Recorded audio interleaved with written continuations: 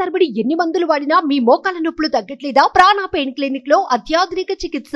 ప్రకృతిలో మనకు తెలియని ఎన్నో రకాల పక్షులు, జీవులు సంచరిస్తూ ఉంటాయి. అప్పుడప్పుడు అవి కనిపించి కనువిందు చేస్తూ ఉంటాయి.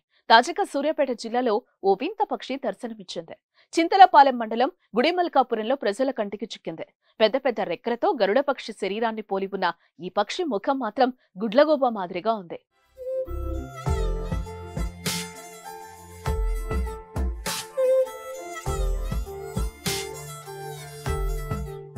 కాలిగోర్లు చాలా పొడవుగా బలంగా ఉన్నాయి.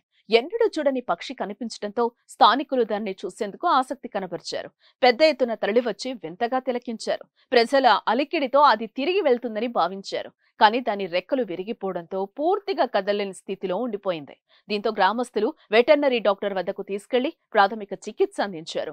అనంతరం వన్యప్రాణ సంరక్షణ ఆఫీసర్ అనిల్ కుమార్ అప్పగించారు.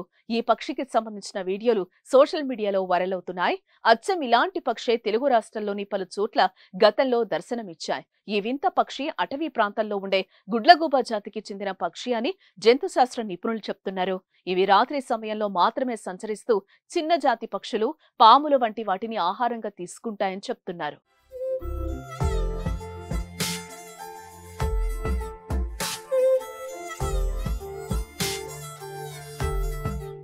సుమన్ టీవీలో మీ పర్సనల్ అండ్ బిజినెస్ ప్రమోషన్స్ కోసం కింది నెంబర్కి కాంటాక్ట్ చేయండి.